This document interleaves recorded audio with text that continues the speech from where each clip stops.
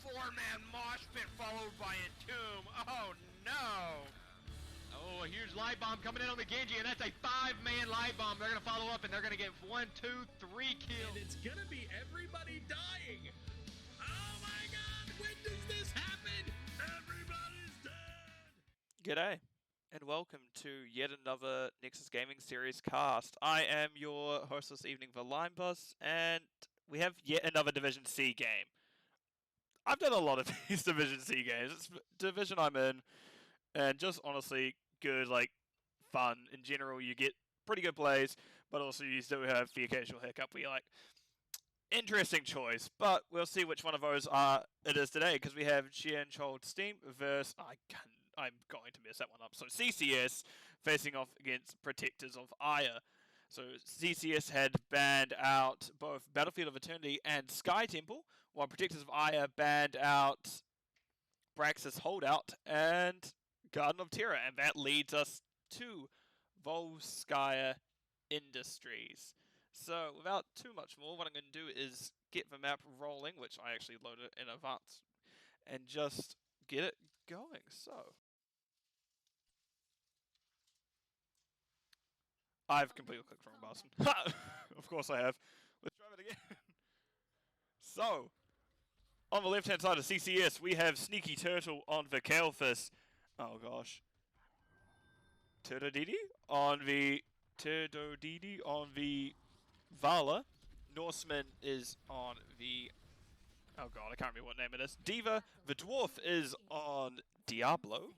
And Ewok is on Brightwing. And on the other hand side, we have Pants on the Leoric, Orion on the Tassadar. Tracer is, confusingly, on the Felstad. IKP Oh gosh. IKP Lictic on the Mirrodin. Yeah, I'm sorry, your name is one of the annoying ones. And Sergeant Scoops on the Stukov. I looked at like the big arm, and yes, big arm man. Stukov it is. Right, let's just zoom all the way out because how things are kind of positioned. Norseman does find at Mirrodin early, just making sure he can't get anywhere. Does go into a little bit of a situation where taking a lot of damage for what it's worth.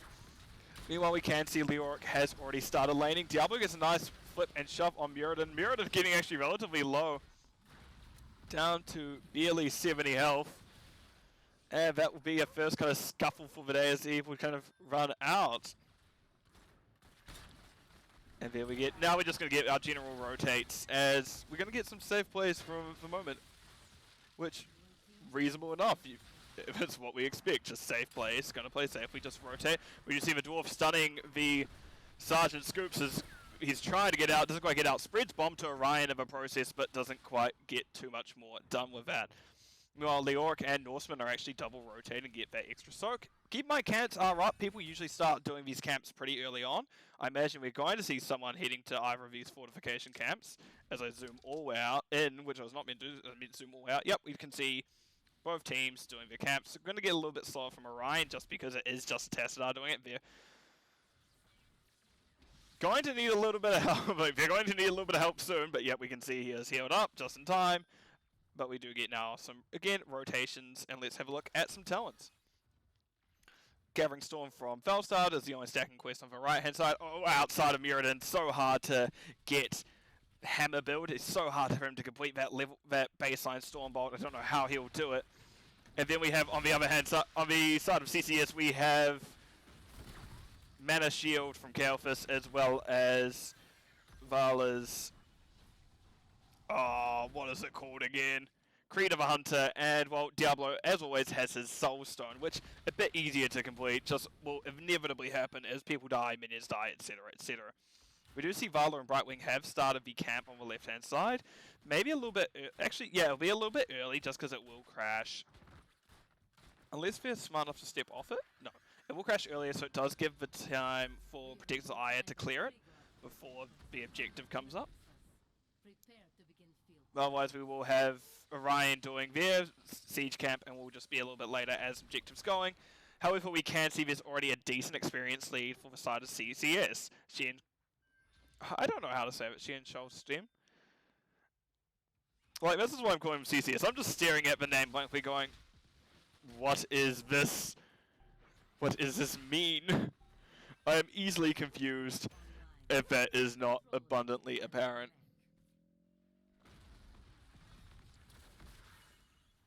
Right, objective being channeled by the side of CCS. We do see D.Va is going to clear that top camp and what kind of wave pushing in, as it is getting a decent amount of value. However, we do have 4 members of Protectors Aiur stepping on. 5 members even. Pants decided to join, and they just take the top, take that mid objective quite comfortably away from CCS. However, CCS do have a brief advantage when it comes to experience, but I imagine we'll just tick over now. Yep. Otherwise, looking at things so far, nothing stands out in particular. These are all pretty standard builds. I think the one that stands out for most is kind of what Leoric's running. It's interesting to see Consume Vitality and Ghastly Reach, but it may actually work out here, depending on what they're going to go. Excellent silence pull by Sturkov. That is D.Va losing her mech. Terodidi is actually losing a lot of health as well. Both turrets drop, and there'll be a big team fight, but I'd say slightly in favor for the side of Protectors Aiur. But that's purely because D.Va lost mech.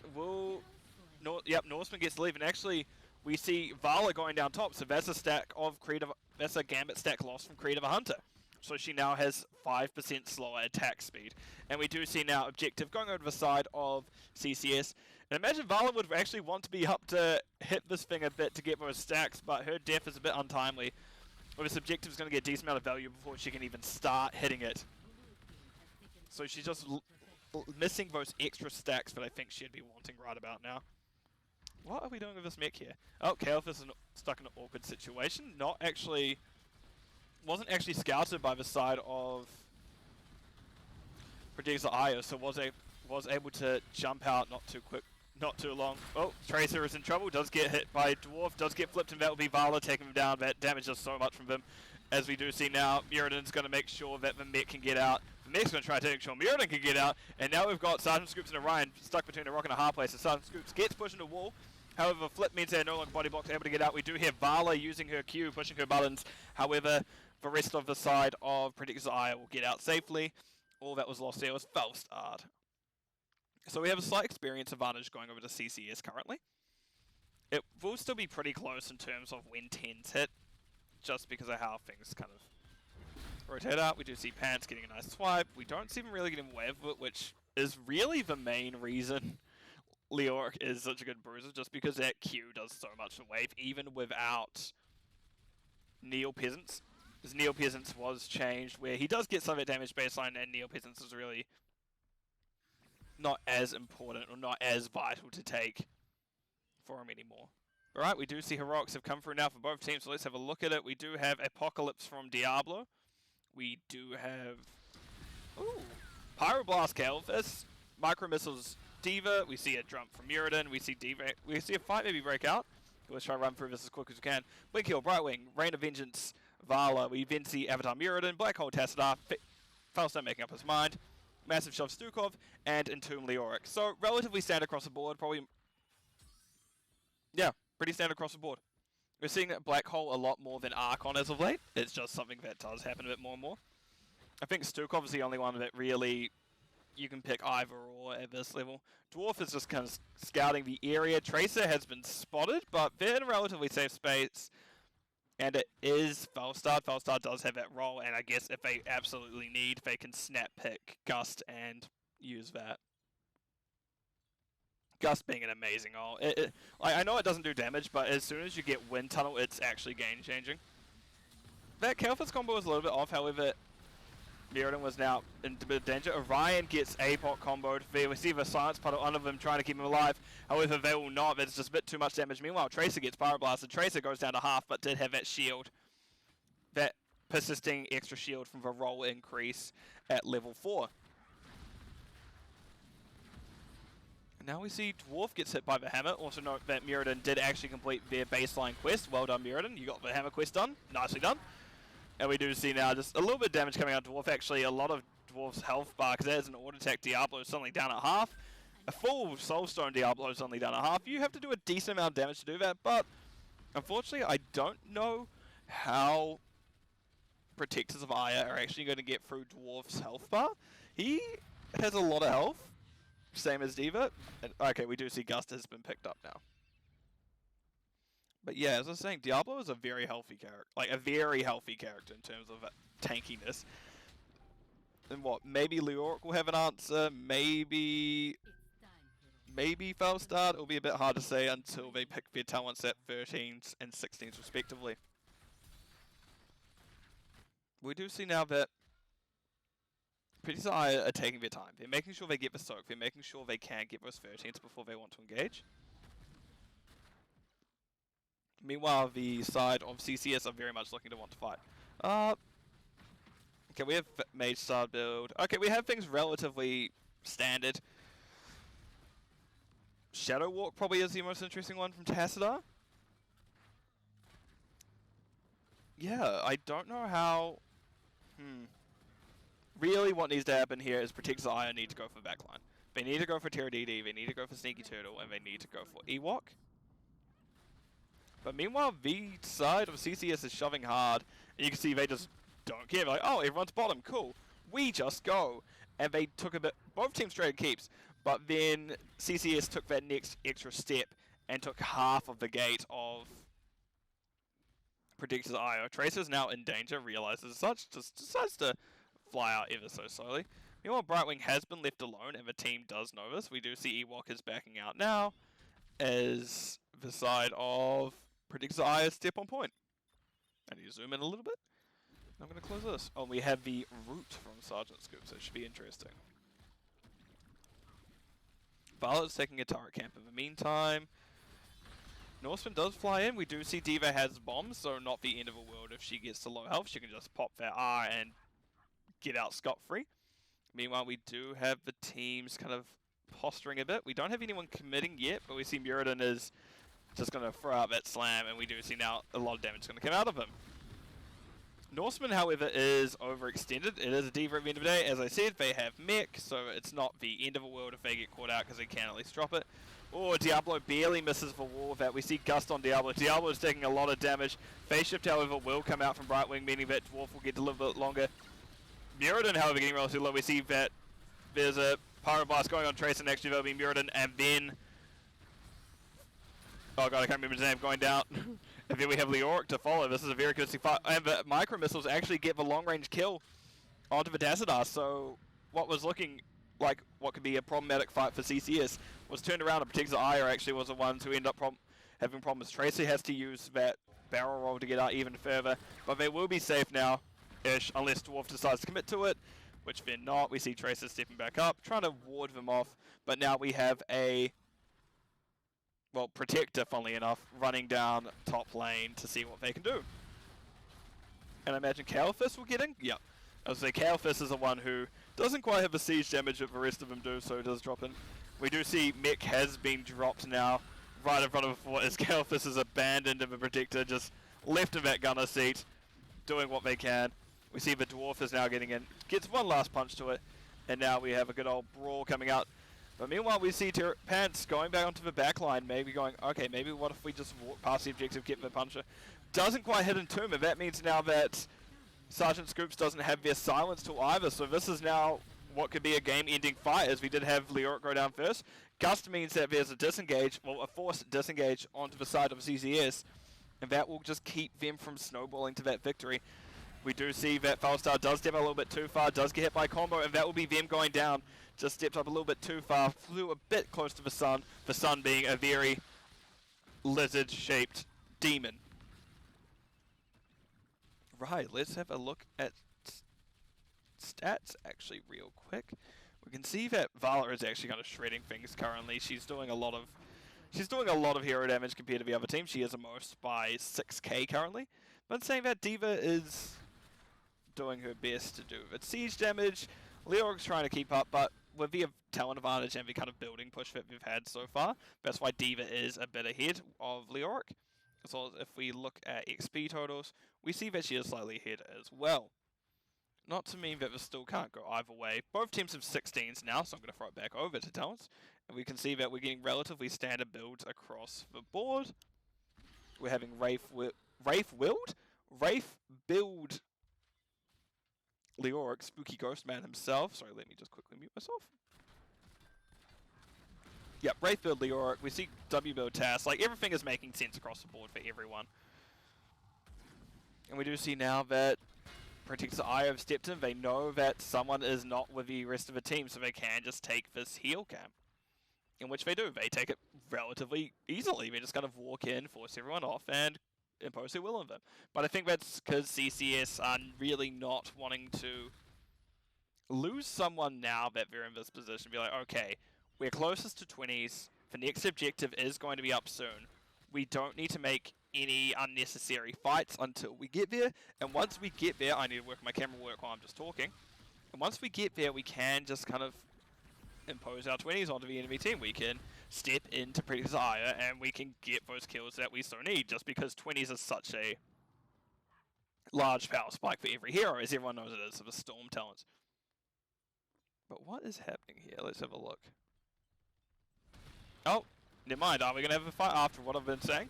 We see the Dwarf now is in danger. The Dwarf is just actually one disengaged. Does use Pants as an escape. Norseman is now out of position compared to the rest of the team. Divamek does get dropped. Bomb, however, gets pushed back into the team. And that is Aiur going down once again this fight as 20s now come through. And we may see that turnaround that I was talking about. Because we now see that the side of CCS are getting very aggressive. We see Felstar going down first. We see it. I don't know how to say Muradin's name, so we see Muradin going down next, and Sergeant Scoops is being chased by Terodidi. Sergeant Scoops goes down, Orion does manage to escape, but we may actually get an Inkle here, because there's a decent amount pushing top now.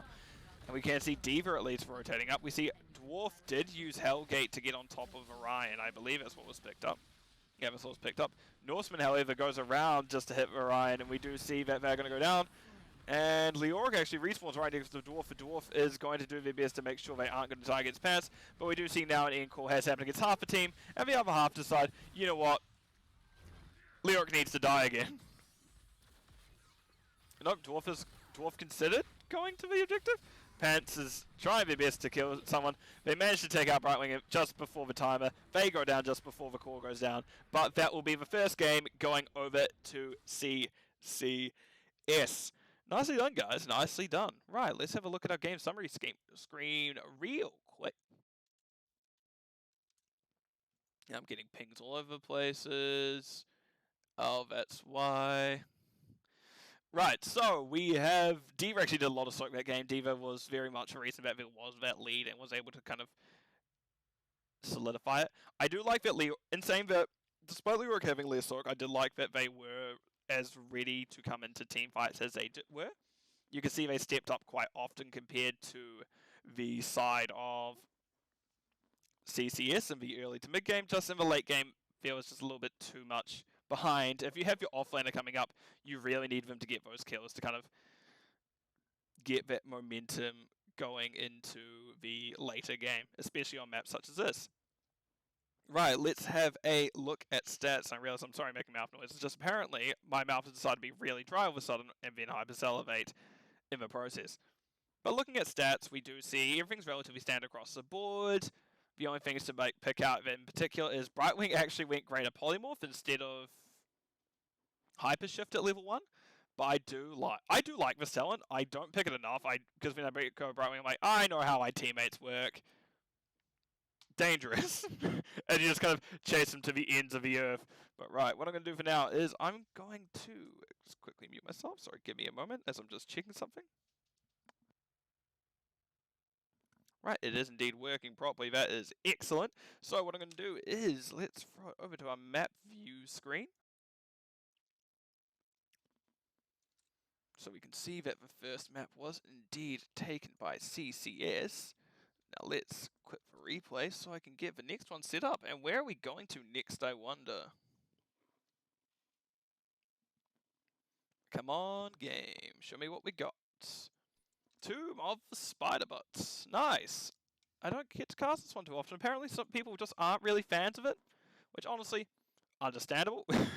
I'm not necessarily... Okay. Hey, overlay, work.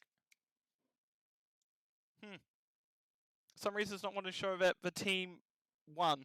That CCS won their first round. Interesting. Don't like that. What if I... Okay, I'm going to switch over the game and see if I can figure that out later.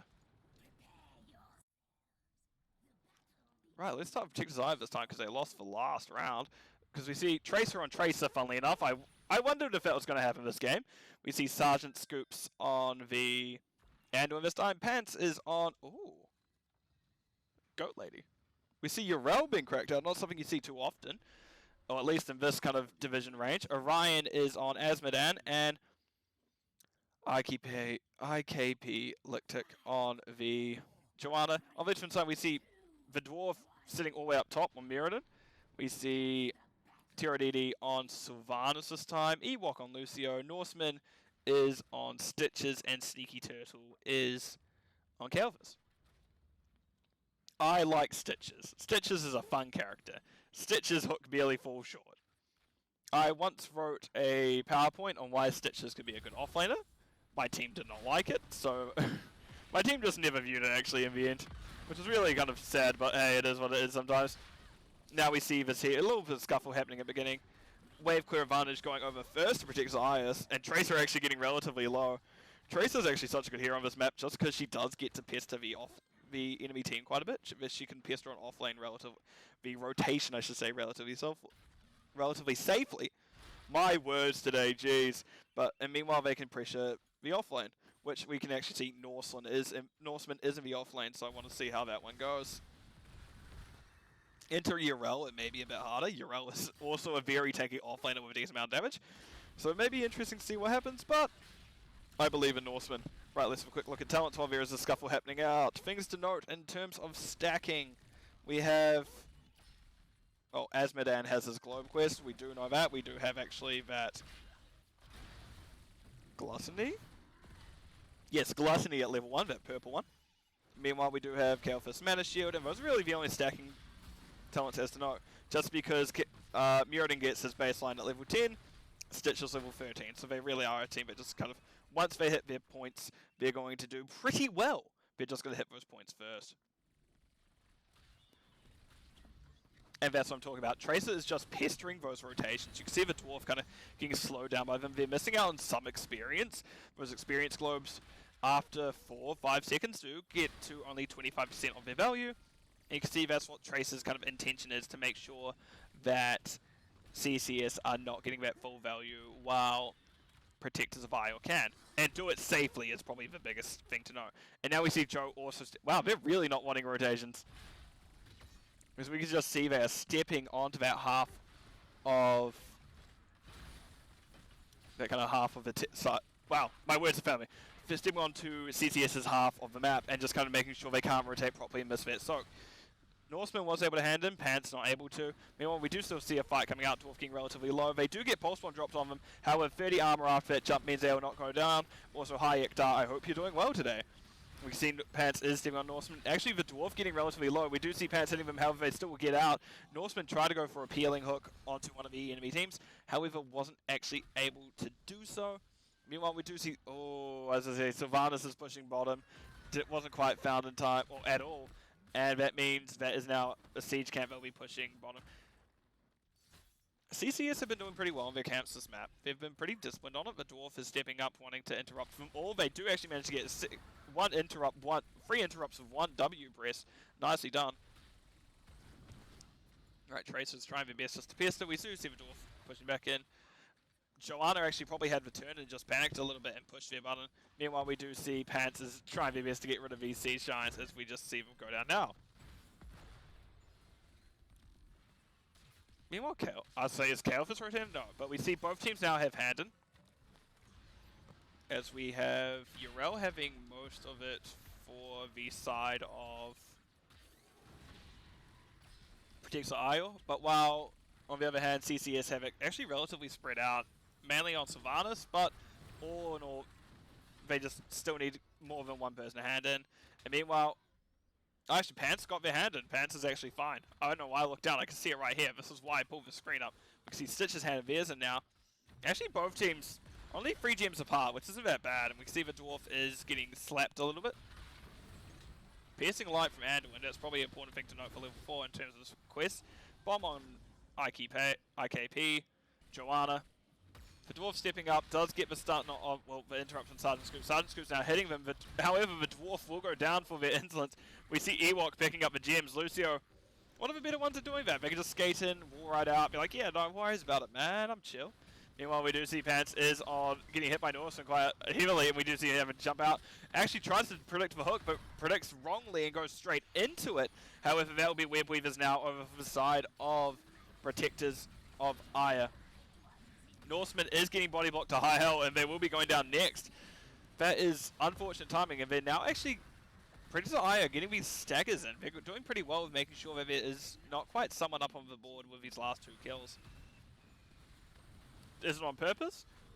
I mean, the kill, yes, is definitely on purpose. But is the stacker on purpose?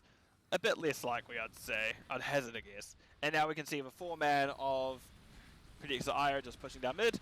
Meanwhile, Uro is shoving bottom. And the side of CCS is starting to clear top first, just because that is the unprotected one. We see Hook come out, doesn't quite find its target, as Norseman kind of waddles up to the team. Dwarf's getting hit by Tracer. Tracer losing a health a bit faster than the Dwarf is, but definitely still a pest at the end of the day. This middle Web Weaver's going down now. Meanwhile, Uro still has a relatively healthy one bottom, but that's not where the fighting is, so sure.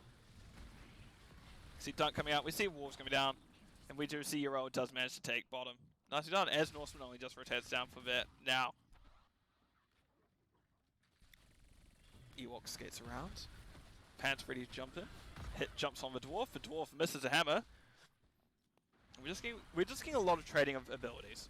A lot of trading of abilities, which I know is how HOTS works, but very much it feels like buttons are being pushed, but there's not really any commitment going to it. Nice stun by Murid, meaning Pants will not get their jump off. Also, what build are they? As we do see Heroics are through now for the side of Protectors of Aiur. We see Light Bomb Anduin. Makes sense. You have three pretty good engages for that between Urel, Urel and Tracer. I didn't know why I thought Mirrodin was on their team. That's weird for me. Then we have Blessed Shield Joanna, Ardent Defender Urel,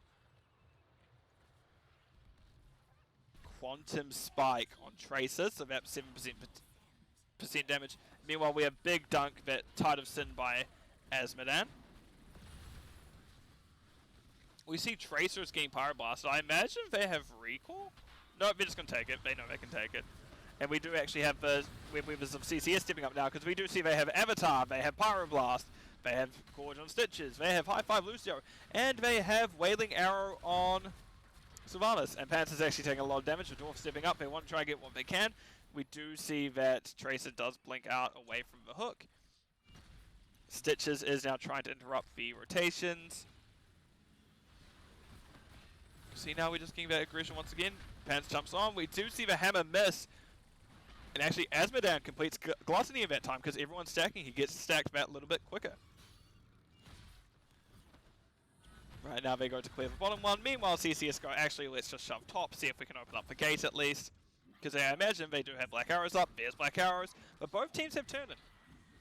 That's some thing to know. Both teams have Turnin. And they're not watching the bottom one. But yes, sure. As I say, yeah, sure, they have to react to top. But we can see that CCS are immediately turning in. And Protectors of Aiur none the wiser. Just a Dwarf needs to turn in now. Sneaky Turtle won't quite do it. Oh no, it's 51, not 50. Wow. My mouse is off. But yes, everyone needs a hand in, and we get a second Web Weaver face in a row for the side of CCS, which is usually 2 in a row is usually a bit brutal for both teams, is what I'm trying to say, despite my words. Like, bleh. But beside me word vomiting, it's usually pretty good to get 2 in a row, just because usually in quotation marks, you have the wave stepped up relatively well. Tracer loses a lot of her health with that one hook. We see Wailing Arrow hitting her when she comes out, and that will be Tracer going down. Meanwhile, we see Anduin getting gorged. I don't know how Anduin's going to survive this, just continue we drop right in the middle of 5 with very low health. Now we see the side of CCS pushing into this top fort. I imagine we're going to see Black Arrows as soon as Sylvanas gets to... Yep, as soon as Sylvanas gets to the keep, we can see that's getting turned off. Orion's standing in a not safest of spots, because Mirrodin, Ewok, and Norseman all drive in on him. And Azmodan actually gets taken down by the wave from the Web Weaver. If you didn't see that, you just see it roll in, take him out at the end. 13s are still first through first side of Protectors of Aiur, despite a few quick kills from the side of CCS. However, they're not as behind as they were now, which means they pick up 13s relatively close to the side of Protector Aiur picking them up.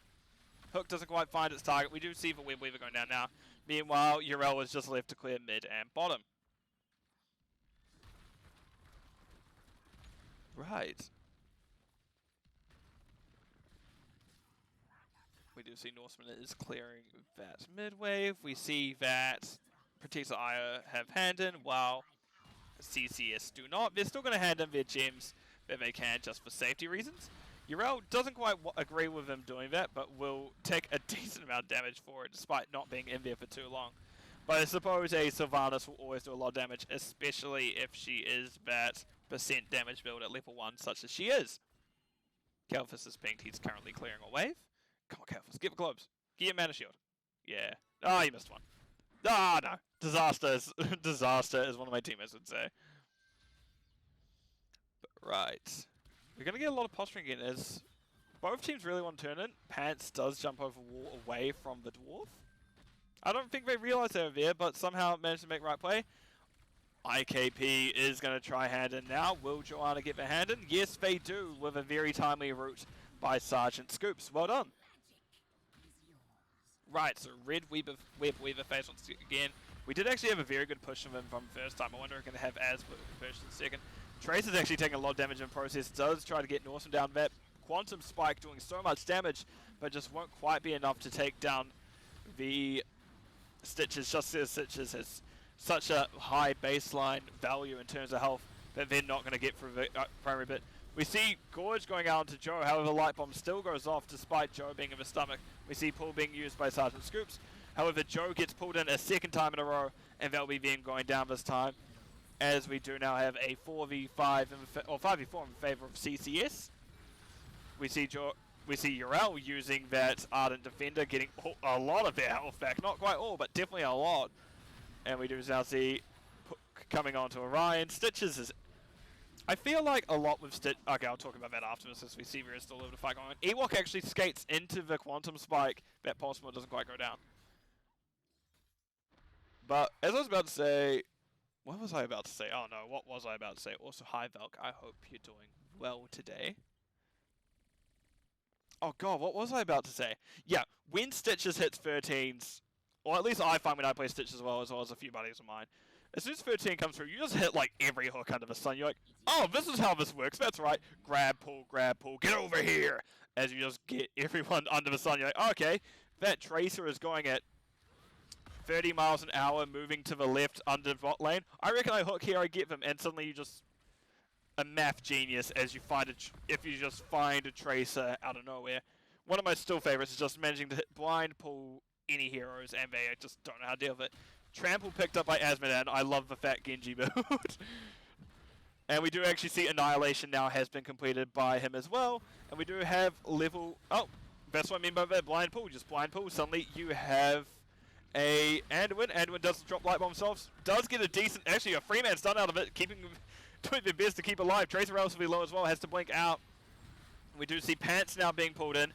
Excellent pull. That will be 26 gems going down under the gates. Tracer is wanting it. We'll briefly touch it, but we'll not quite get out. Now, now Joanna is stepping up. Dwarf jumping on Orion. Orion uses that trample to get out. We do see Sergeant Scoops using pull. However, Stitches uses pull back. Sergeant Scoops uses pull back in return, and they're able to get out. Oh, I say able to get out, but Joanna now gets hit by Stormhammer as they're trying to get underfoot. Norseman probably has hooked back up again, thinking about going for a line. Doesn't quite find the Joanna that time. Yes, I actually agree, Volk. This is why I have a PowerPoint. I don't know if I should say this one. I have a PowerPoint made about offlane Stitches called Alright Bitches, Let's Talk About Stitches. And it's basically me going on about how Stitches is a good offlane, and it works well as a good secondary engage, or at least a pick tank, as opposed to something like Muradin or Joe, which can definitely wall off more.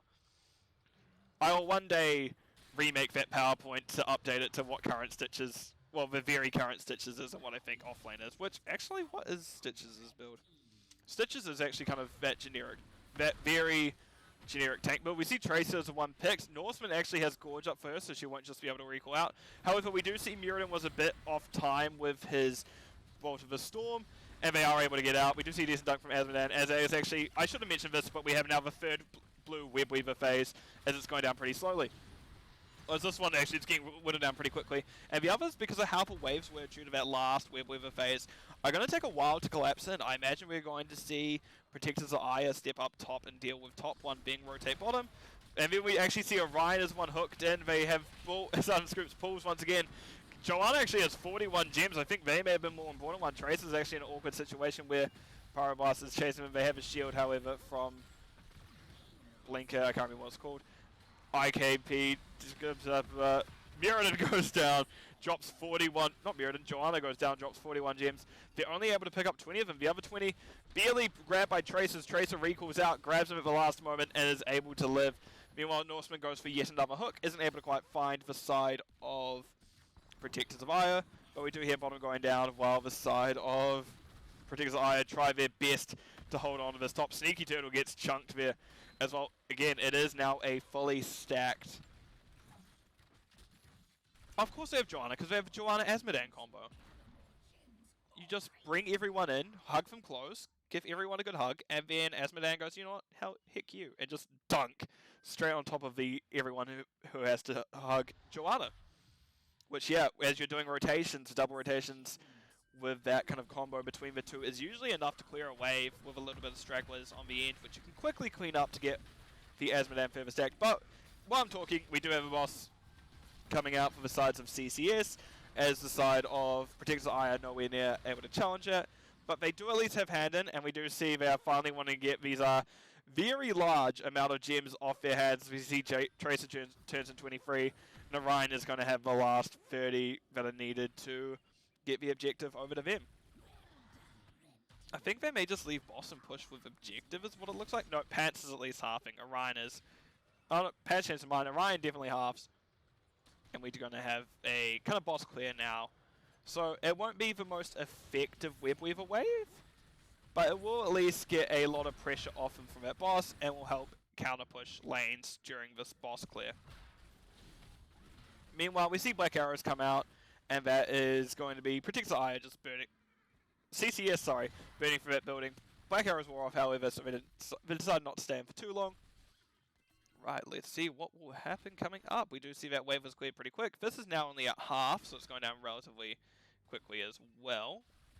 Yeah, this first Web Weaver middle got chunked, even though that CCS would decide to do building for most part of it.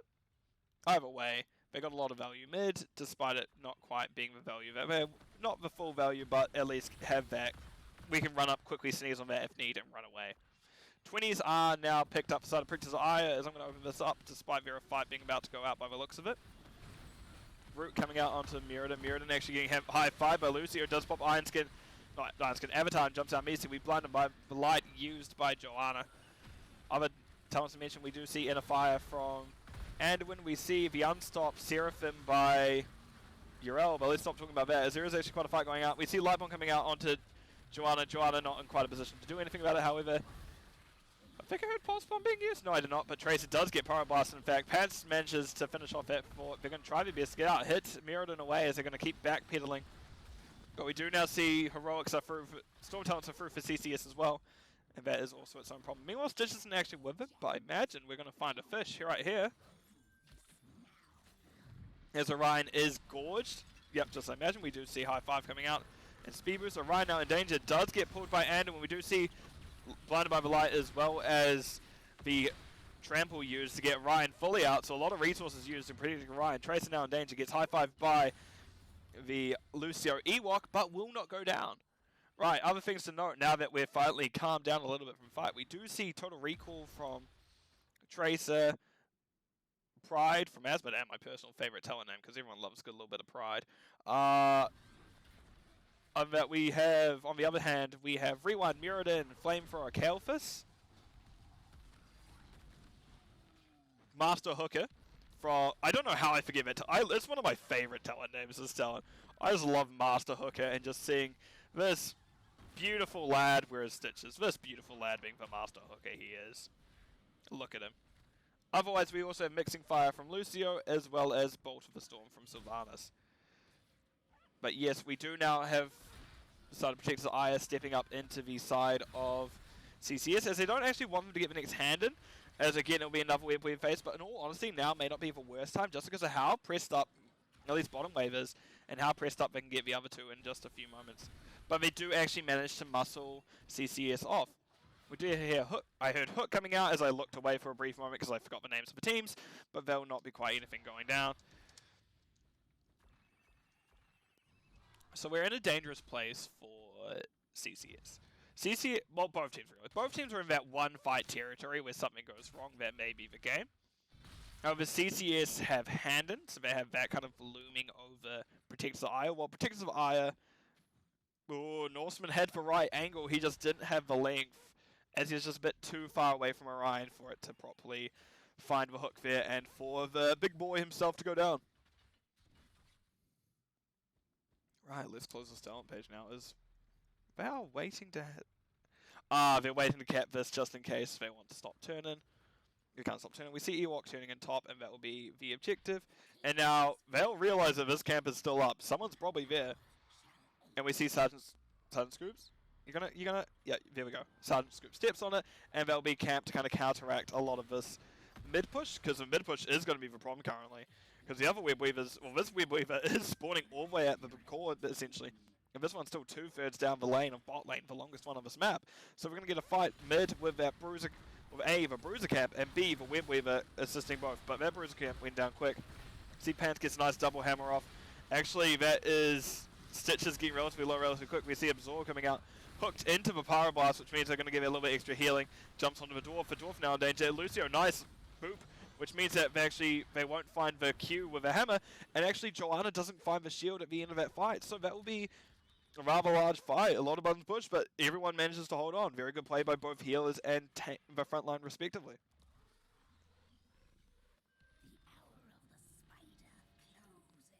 And that is Web Weavers down. Oh, we're getting a long Tomb of the Spider Queen map. This is feeling very, very much like it's still got either way. Oh, Stitches barely didn't find the Joanna. Joanna managed to actually dodge it. Tracer uses a blink to get up. We heard Desperate Prayer being used by Sergeant Scoops as they didn't want Tracer to go down.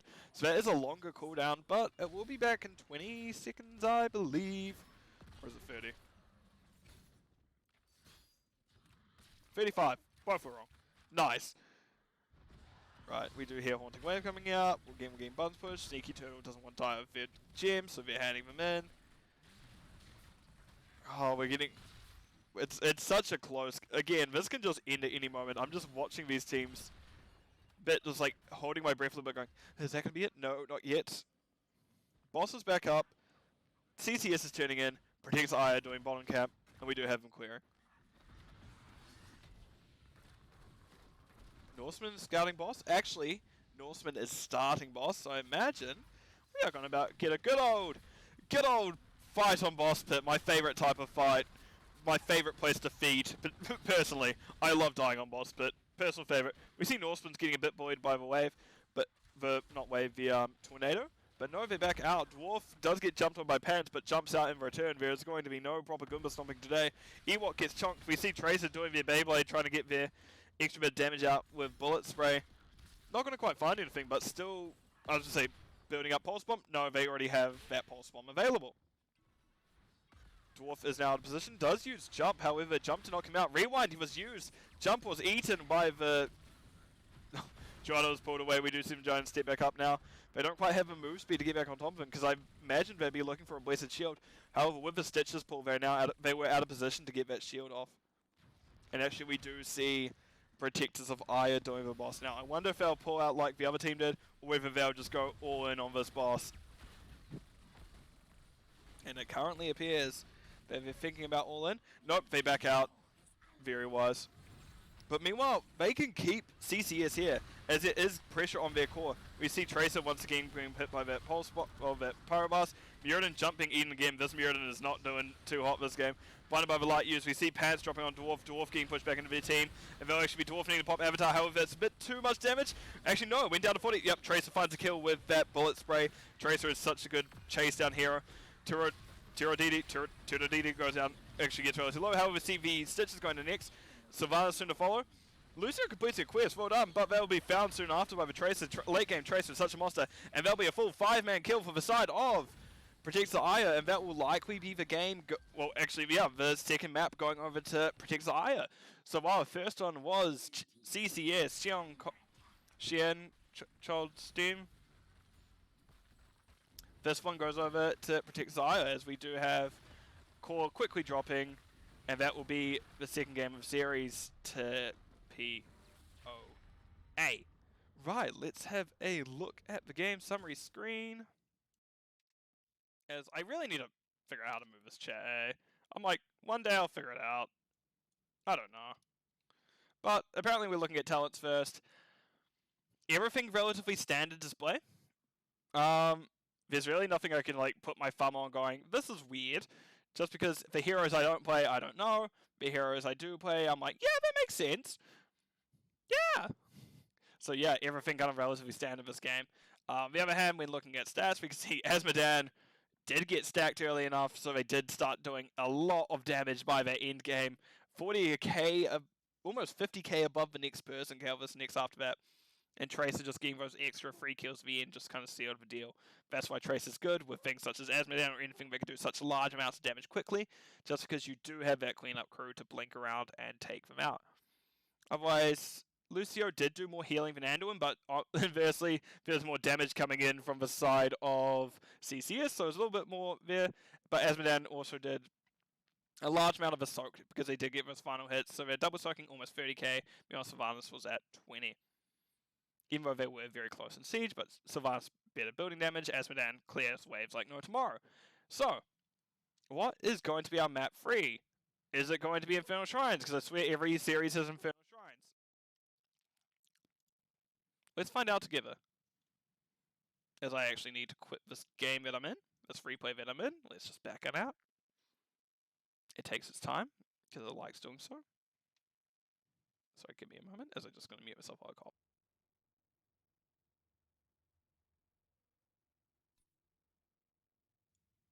Yes, Infernal Shrines. No. It's always Infernal... Someone told me that Infernal Shrines is only playing 21% of the games. I just don't believe them. Be like, oh, it's only been picked 21% of games. Every single game I've played is like, Infernal Shrines, Infernal Shrines, Infernal Shrines. Here we are, Infernal Shrines. So, let me jump on over into the game now that it is ready and playing. When I get on right seat. So, starting with CCS this time, we have a dwarf, not on a dwarf, but we have him on a cow. It is ETC. Norseman is on the Diva once again. Ewok on the Brightwing. Sneaky Turtle is on the... Greyman. Oh, this is steering him going, who's that again? And Turtle DD is on the... Junkrat. Meanwhile, on the right-hand side, we have Pants on the... What the hell is this character called again? I play the Space Yoshi. Dahaka. Orion is on Tassadar. Sergeant Scoops is on Anduin. You're getting that sword out once again. Just W through the gate at the beginning of the game. Anduin holds his sword out until he dies first. Tracer is on, not Tracer, funnily enough, but on Felstad. And meanwhile, we have May, well, IKP Lictic on the May. And we do see Felstad does get tossed in and will go down relatively quickly. We do see Norseman taking a lot of damage. The dwarf also just kind of sitting around. We do have... What I was about to say is ETC isn't one of those largest... They don't have one of the biggest health pools for tanks, just because their tankiness does come from the armor they get. As we can see, every time they use an ability, they get 20 armor, and then they do try their best to kind of sustain with that E. Just give me a moment, as I'm going to have a quick drink.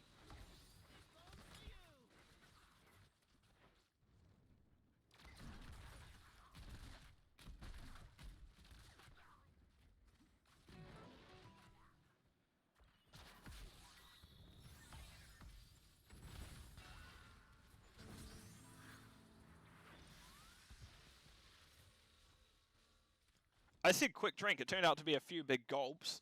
So just need to make sure, just get a little bit thirsty, and I'm probably going to have another drink after this, just because I'm probably going to do another series after this, maybe 2, maybe 3. And right, let's see where we go. Is Junkrat's actually starting bot camp?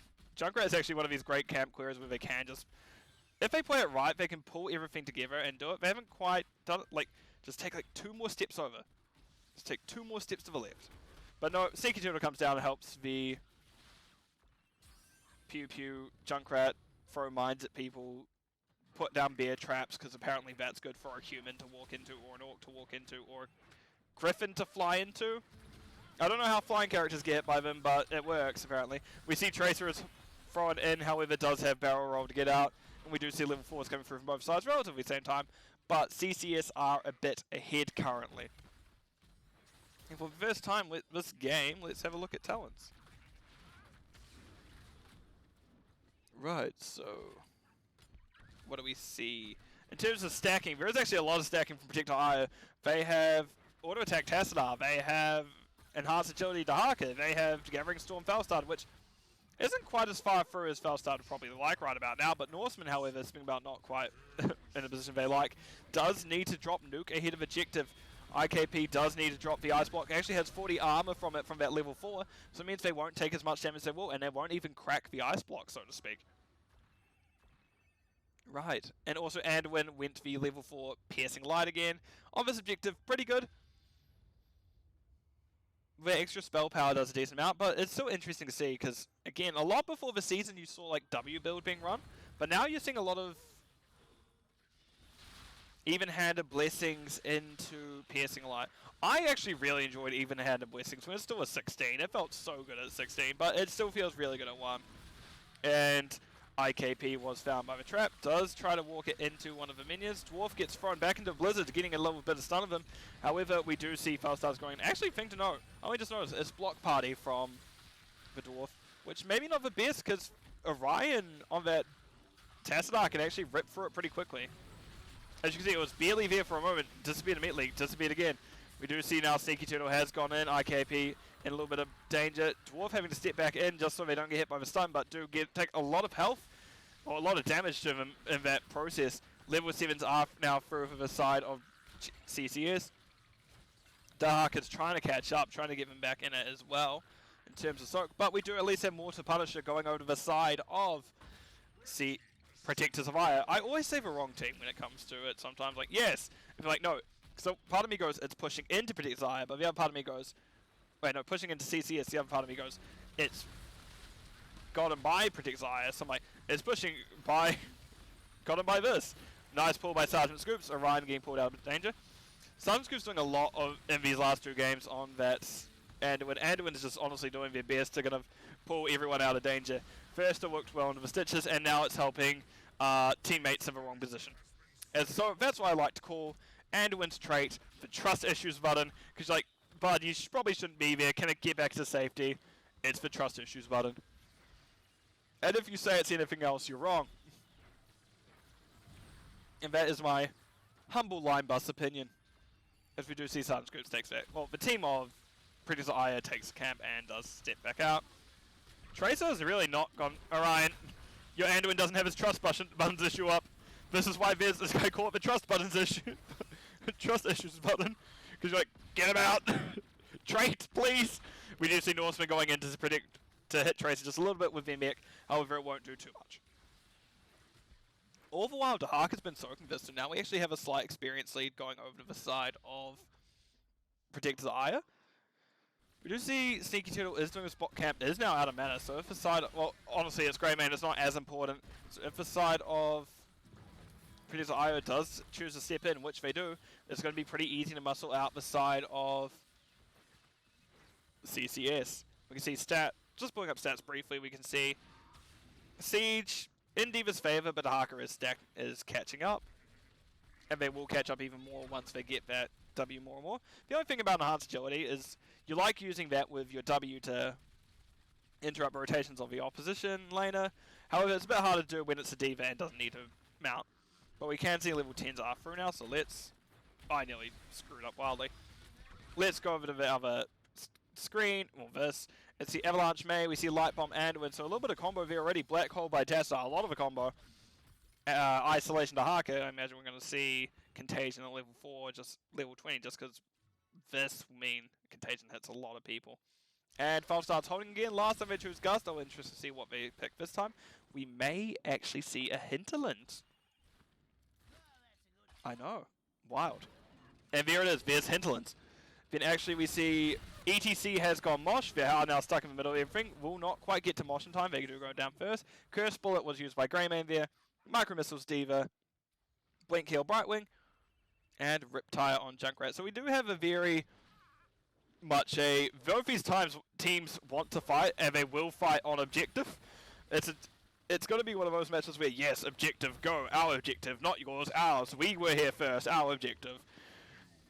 But I think currently with how things are rolling, it's a little bit in Protector's Aiur favor. They do seem to be doing a little bit better than CCS so far this map. However,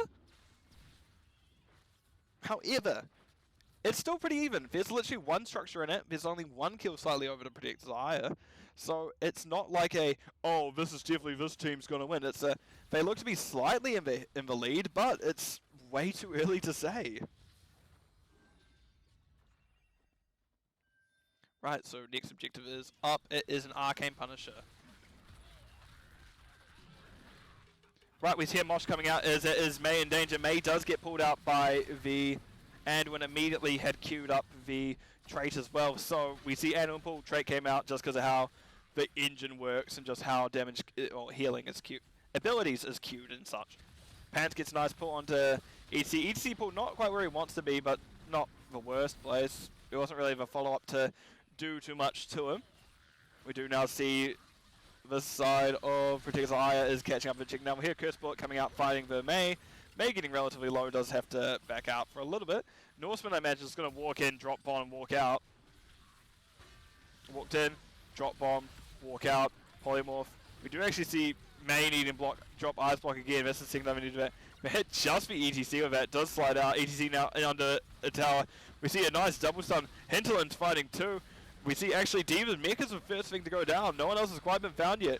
As Pants is pushed near to a bush. Pants, you should have walked into the bush. We see him on top of Sneaky 2. We do hear Curse Bullet coming out. They turn around.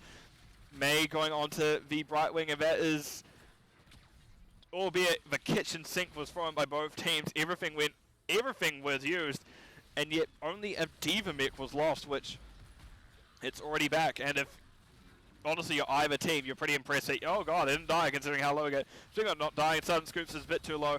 Gets interacted by W, and that will be D.Va finding the kill on him. However, D.Va mech goes down again. IKB Lictic goes into the backline. We see Hinterland's barely hitting Sneaky 2 to Ryan, now out of position, will be going down next. And that will be 2 kills going over the side of Protector's Aiur compared to the 2 D.Va mech kills that they got. And that is now an Arcane Punisher actually for the side of Protector's Aiur. So yeah, sure, while they lost 2 free members, well, they lost 2 members, 3 members, wait, yes, because Falstad also died. Wait, did Falstad die? Shoot, I don't recall. Either way, not the end of the world that 2 players died, because you have the Punisher counter pushing. You have the Punisher making sure they can't capitalize off this. You got it in time. D.Va now in a little bit of a stepped up a bit too much. Sergeant Scoops would have shown with that W. But honestly not the end of the world. Pants now gets a lot of damage coming out of him. Does get hit by Curse Bullet, going down to just about 50%.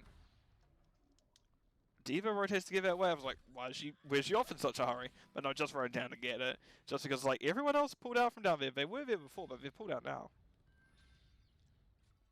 Both camps are found. And we do have Valby pushing into each other. However, Protector's Aiur looking to clear it, while CCS are choosing to do bottom camp. That's a slow swiping Greymane. Oh, there it is. Nope.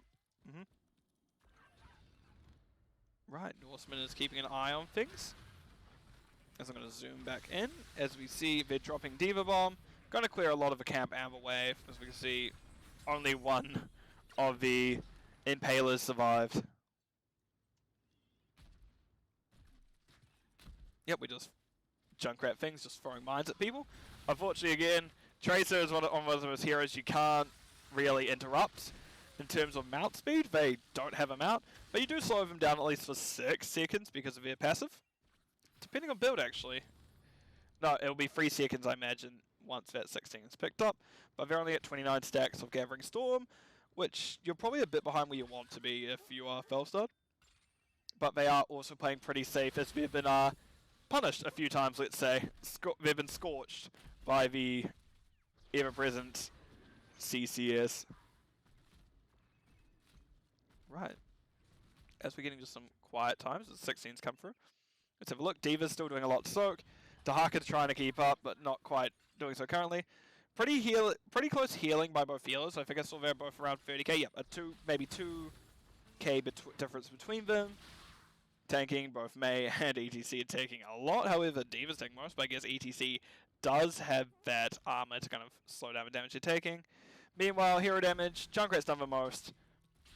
With Diva actually not too far behind them. Meanwhile, the most by Producer Aiur is almost a whole 10k behind with false start at 6, 19, 20ish. Alright, let's have a look at talents now. 16s are through. Very tanky build from A. We're definitely not going that combo, kind of try and make sure people die build. But we do have the I'm going to live. Fuck you if you think otherwise. I should not have sworn there. Oh no. Sorry. Heck you? Is heck appropriate term? I'm going to go with heck as an appropriate term.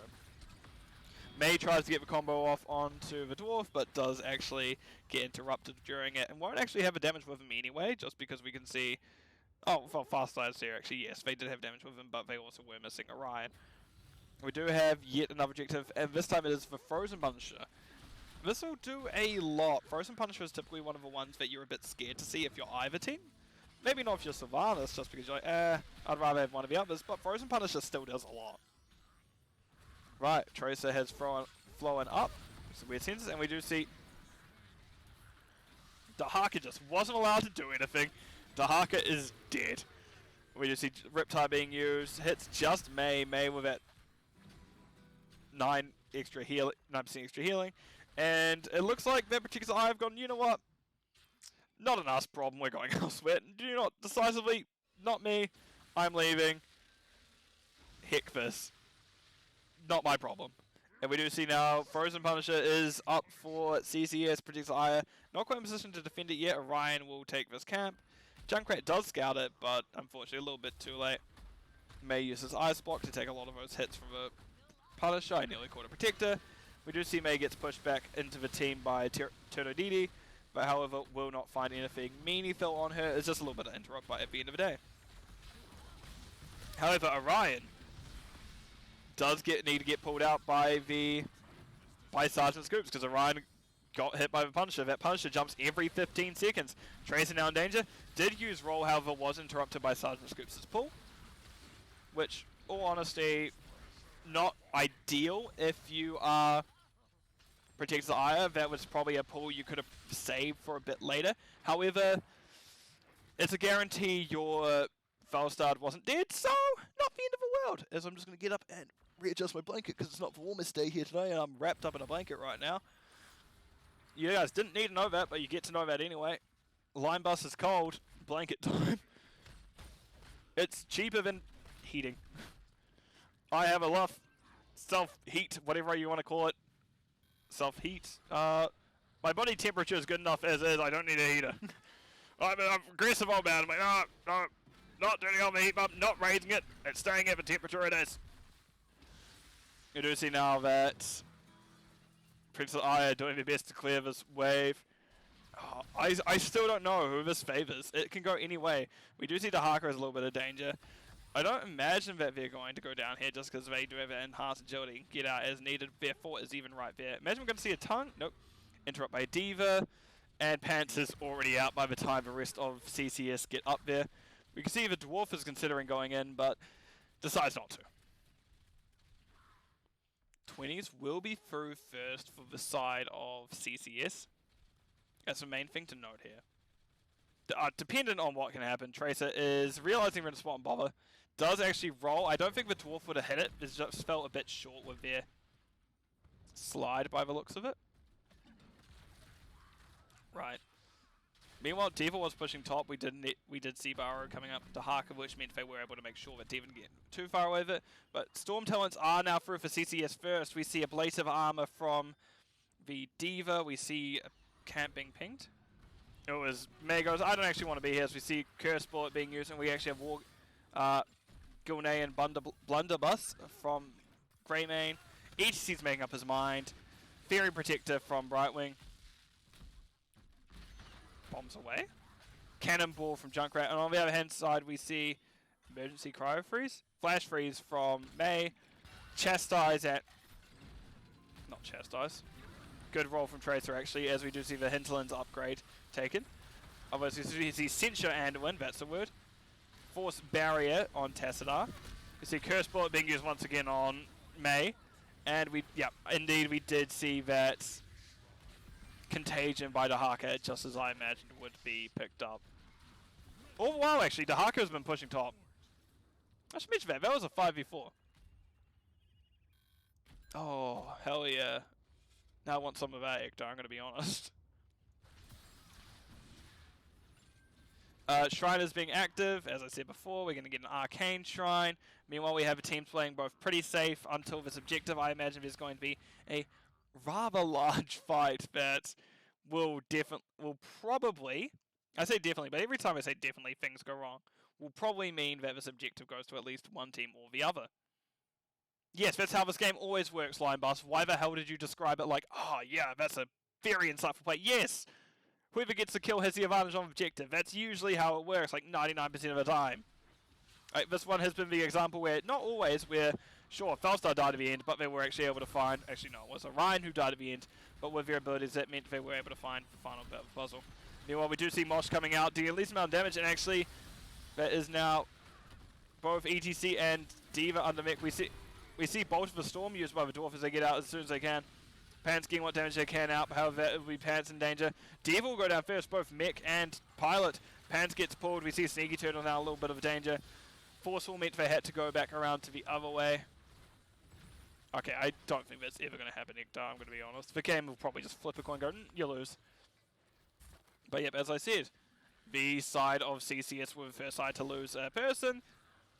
Ergo, Protectors of Aiur now the ones doing objective, while CCS have elected to push. They're maybe considering going to Harkin? No, they're just going to hit the spawn tower. More or less what I thought was going to happen. Maybe not, well, at least for the team who lost, I imagine they'd go elsewhere. And we can see this actually building is being ripped apart quite quickly by the side of CCS, but they do still decide to back, just because it is a Punisher, a 90-minute Punisher with a strong contingent of Protectors of Aiur with Dahaka not too far away, and I imagine we're going to see a Burrow in just a few moments. Brush Talk in just a few moments, I should say, rather. Objective is pushing down underneath. We can see that it is getting aggressive. We'd see Pants is in now. That is Riptide used, hitting just Orion. Diva going in after him as well. Didn't interrupt Sergeant Scoops from healing, but at least took a little bit of damage and a little bit of healing themselves. We hear Curse Bullet going out. Actually, we have Dahaka in an awkward situation. They do need to pop that trait value of his, meaning they're not going to go down. So they do need to back out, and they are now fine.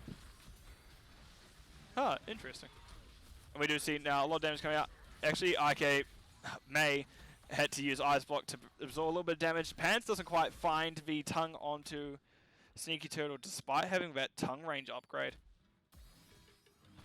Oh, Mosh finds just Mei in danger. We do see an excellent Hinterlands as it hits 3 members. Mei, I believe, still has Flash Freeze up. That, okay, Dahaka, that's not what you want. That is not the tutor you want. I feel like the most... Okay, I'm gonna, now that we're here and I'm just seeing what Ecto's saying. Praying Fifth Tricks, Void Prison, and Ring of Frost didn't work. Interesting. One of my things that I point out a lot here is when it comes to Brightwing. Brightwing's heal and her phase shift and heal aren't on the same tick. Her phase shift can come out, and however the person dies as the phase shift lands, meaning the heal doesn't come off and they will still die without getting the healing. That is one of the most common examples probably of kind of weird bugginess happening in the game where just because how the engine is, Brightwing has to teleport, then heal goes off. And it looks like we're about a good old brawl on bottom camp. I don't know if the start of CCS will step in. Tracer's trying to look like a tasty morsel. We see Curse Bullet coming out, not quite fighting its Market, I was about to say, but Mark. And we do see now, yeah, they were considering chasing under it, but they decided not to follow. Oh yeah, I play heal as well, and I am eternally frustrated when it happens. Tracer's now a little bit awkward situation, does back out. Diva not quite able to get on top of him. Hinterlands is back up as a thing tonight, but I think they're waiting for combo to come out as Mei has Light Bomb up as well. What, did I just say Mei has Light Bomb up? Mei has Avalanche up, I should say, rather. We see Dahaka a little bit of awkward situation, does decide to back out. Curse Bullet being used, finds Pants. We just see Mei going in.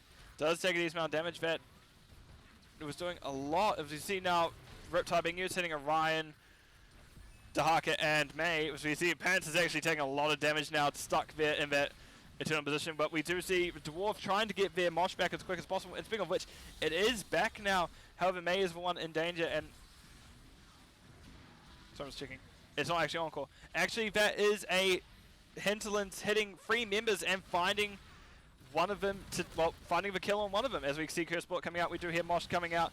We see that is an Avalanche, including what was an exploding Diva Bomb, but expired partway through. Nice cleave by Orion onto the enemy team. We see the Dwarf uses Bolt of a Storm, but is actually able to escape with that secondary slide. That yeah, another escape. They were able to get out of danger just in time. Right, and now we have a further shrine coming up. This time, a Mortar Punisher. This is not the easiest push for at least Protectors of Aiur. Well, they just got their objective, which makes it a bit easier. But they do still have a full fort and keep and gate up in the way. And I just had a back spasm, that sucked. Oh, ow, ow, ow, ow, ow. And we do see Norseman goes in, tries to hit the team with what they got. Actually, we see a few ults being used. We see the Force Barrier and Black Hole coming out and not quite far. God, I just remember when Tassadar had this as an heroic. It gets so annoying. We actually see Tongue coming out onto ETC. ETC, the Dwarf now in danger. Does get chased by Pants and Tracer. We do see that was Isolation coming out. That being Contagion hit Ewok as well off of him. And Hinterlands hit only 1, but was able to find the kill with it. Now Diva's in danger. Does actually drop relatively low. We do see that Emergency Shielding came out. We do see their Blades of Armor doing their best to keep them up. However, they will barely hold on. And actually, we see Junkrat takes down Fellstart in the process. Curse Bullet doesn't quite find Pants, but Pants is still taking a decent amount of damage from it. Wait, what is... Well, Junkrat's trap build. So they're just doing that much damage with the mines itself, as it probably was that final hit on the Q. We see Ewok got hit by Dahaka Tongue. Dahaka pull them back into the team, and that will be Brightwing going down. Maven gets tossed by the Junkrat mine.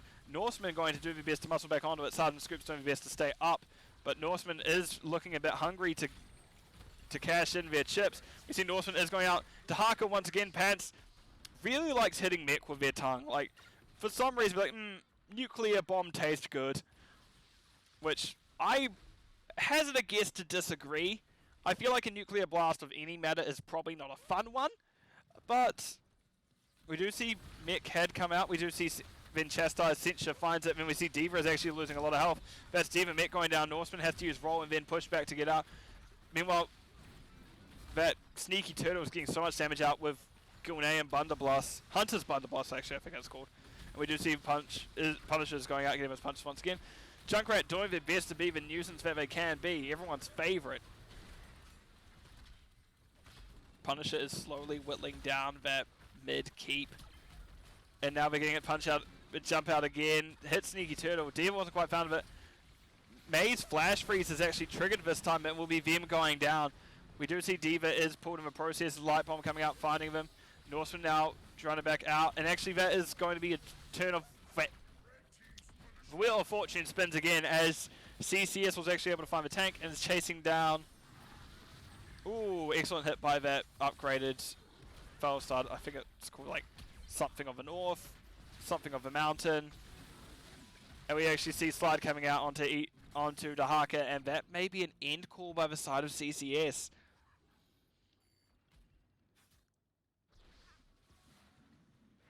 Protectors of Aiur is going to have to do a lot to defend here. They have neither of their front lines. They have a lot of damage, but they don't have any front line to support them.